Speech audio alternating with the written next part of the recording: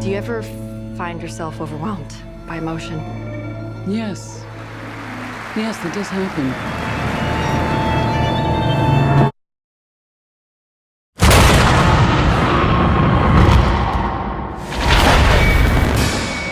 Lydia Tarr, the character, and obviously Tarr, the film, what is so incredible about it, as a huge classical musical fan that I am, you open with her CV, and instantly, if you're me, you're like, this is a superhero. You've just described Superman, the Superwoman. This is incredible.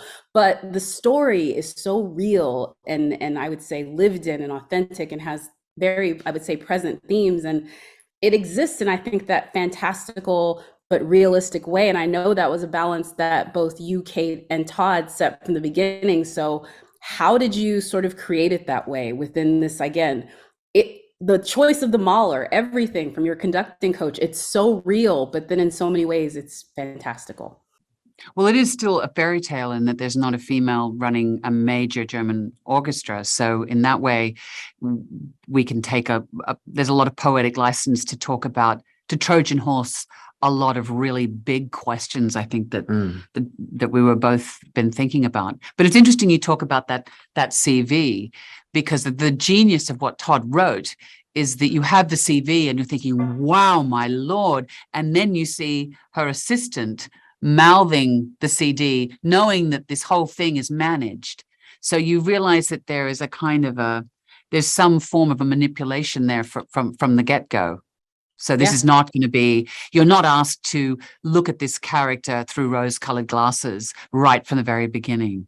Yeah, I was going to say, Todd, I think you kind of set that up from the beginning, but I would have to say, I think there's a lot of films that don't hold up to classical scrutiny, and this film is absolutely one that does. And so I know that it has to come from craftsmanship and from stakeholders that helped you. So talk about how you created, even with Cate in mind, but how you created Lydia Tarr from whole scratch. Well, I mean, there are two components. One is the character of Lydia Tarr, and the other one, of course, is a sort of milieu that you're talking about, the classical milieu, which in truth I didn't know a great deal about. So I had to do my homework. And Cate and I would both agree that probably neither one of us really wants to trot out our homework, because it's just the practical things that you have to do to do your job. But I'd be remiss in not calling out John Mauceri, who was sort of my teacher, gave me a course study in terms of a crash course, in terms of these are the things one ought to know, and these are the things you might want to pay attention to. And also being there as a great sounding board for me in terms of talking about turns in the script, and would this be plausible and under what sort of circumstances.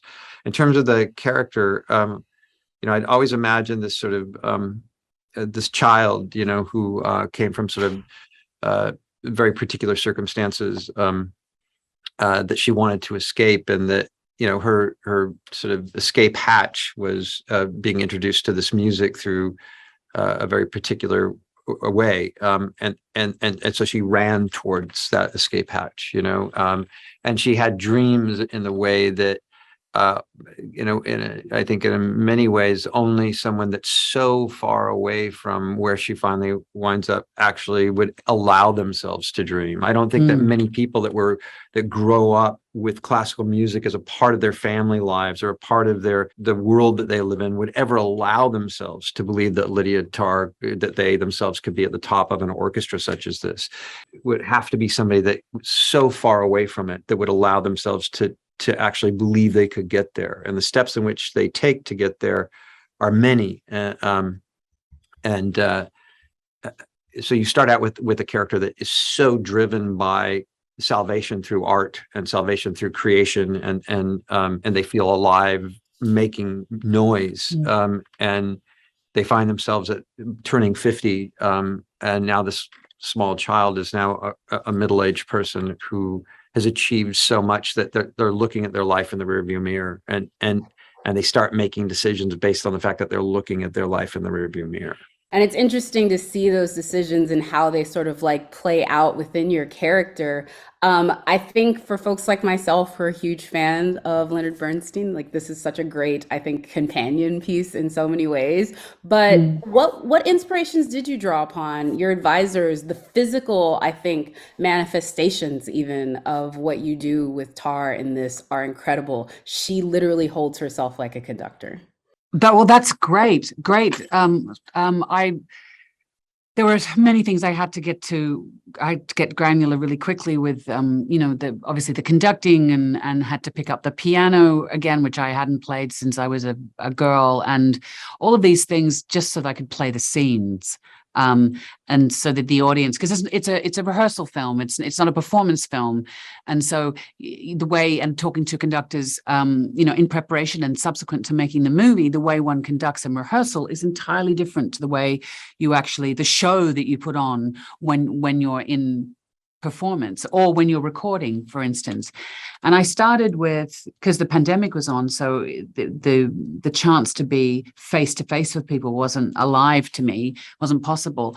I started with Ilya Musin's masterclasses, went right back to the genius source. And I have a friend who fortunately had some time, who was a conductor, Natalie Murray-Beale, to then talk about, just the beating structure, the timekeeping and the kind of the emotional, psychological shaping that you got to get the phrasing and the color, and so all of that stuff. It's a bit like this, which I had to learn, but I did understand, and I was grateful to having spent many, many decades on stage. So I understood breath, to inspire, is, that's where the inspiration comes from. And so you have to breathe, and Bernstein, as you would know, says that, the inhalation is the inspiration and the out-breath is the music. So that I kind of understood. So there were some kind of basic principles that I felt I could transpose from being an actor on stage, and having a very strong relationship to audience. But,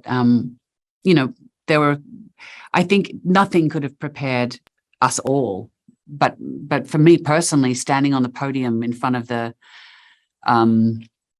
Dresden Philharmonic, because once you give the downbeat and the music comes back at you, you could have listened to von Karajan and Gergiev and Simone Young and Nathalie Stutzman and Laurence Eclubet play all of these great works, and you think you understand the music, but you don't understand the music until it comes through you and back at you with an orchestra. And that was something that I will never, ever forget. It was profound. Just got a bit of chill, so thank you for that very much. That was incredible. Todd, I will also say, in addition to the technical achievement of this film, the language that you put within it, like I said, I am not a master, but I think it's going to hold up to those scrutinies. But in choosing Cate, I know you said that she was really the only person that could play this role. Having seen it, I agree. But what about the character as you were crafting it made it essentially, and I would say from its inception, her role? And why did you know that she would be the one person that could really bring life to this, I think, very complicated character?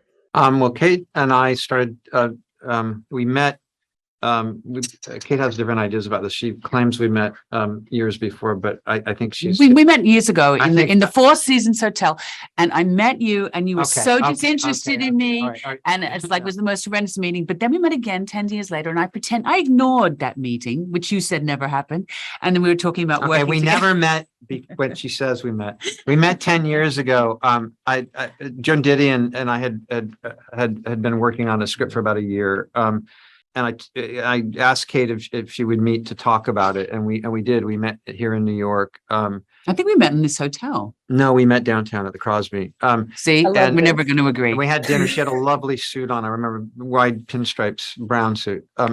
And out of that conversation, that the film didn't happen, but what I was struck out of that conversation by was, aside from Cate's formidable career and her incredible skill as a performer, just the intelligence that she has, and the way that she looks at an idea. That conversation really echoed and resonated with me, and was desperate to collaborate with her after that. And I had been thinking for a long time, what would that be? And so when I started writing this, I've never written for an actor before, ever, because I think it's dangerous and potentially very limiting to the actor because it's based on other things you've seen them do or on the character themselves. So there's always this sort of gray masked person that I'm thinking about. I never can see them, but based on that meeting that we had together, it was clear that it was Cate, and I wanted to be able to collaborate with her because I wanted to be able to have some big conversations about some questions that the script was sort of begging to have. So she didn't know I was writing it for her, and I was really frightened to send it to her because had she said no, you know, I wouldn't have made the film. So lucky me, you know. Lucky us. Thank you for saying yes. I'm worried. She's starting to disappear into herself. You want to dance the mask, you must service the composer. You gotta supplement yourself, your ego, and yes, your identity. Nina, I'm going to start with you because it is a film that definitely, I think, examines how we lionize people and canonize people. And sometimes we can be complicit in that. And I'm just wondering, over the course of making it, did you ever as an actor sort of think that? Because it is something that I think we all can kind of wrestle with watching this movie in the current moment about how we canonize people on their accomplishments, even if they're not sometimes the best people. Well, I definitely thought about it because that is also the relationship Sharon, my character, has with Lydia, because she truly, I believe, admires her as a musician and really, and as a person, of course, she falls in love with her, but through that, really, I think that they are able to create this amazing music together. And she wants Lydia to be able to do that in the most free way possible. And for that, she is willing to do a lot of groundwork for her so that she has a calm entry point and can just do what she's best at. But also, of course, both characters are part of a system that you have to navigate in. And someone who is such an incredible light figure, of course, has a lot of power. And I was thinking a lot about who are the people around that character. Do you enhance certain actions? Do you, for your own good, you know, or who keeps the system up? Yeah. and that was so interesting for me to work on with Sharon. To see that it's because no one's really innocent, and you know, in all of that, and that was fascinating to work on. That's very true. There are no innocent parties in this one, and even Sophie with Olga, I would say, like, of anyone, she is definitely thrust into it, and you could even say that. But even in that, there's a certain level of everybody, I think, can be complicit around these actors. But in the same respect, I'll have to ask you, like, starting to do a movie like this, it's at your point in your career, I would imagine it's even more different because it's essentially like you're like, oh God, don't be that at the end of it. How did you feel about these figures after you sort of made the film? I mean, I think what I was really fascinated by was that, you know, Olga sees it. You never really know quite where she stands. You don't quite know if she's just oblivious to this all or if she's, you know, she's calculating and scheming. But I really think you see her push back, and, you know, she doesn't bend, and she knows that she's going to do it her own way, and she's not going to fall into this trap. And it was really, I guess, empowering to play a character who just, you know, sticks to her guns and just isn't going to be messed around, and kind of succeeds despite everything. But there's also this very playful side to Olga, which was just lovely to play.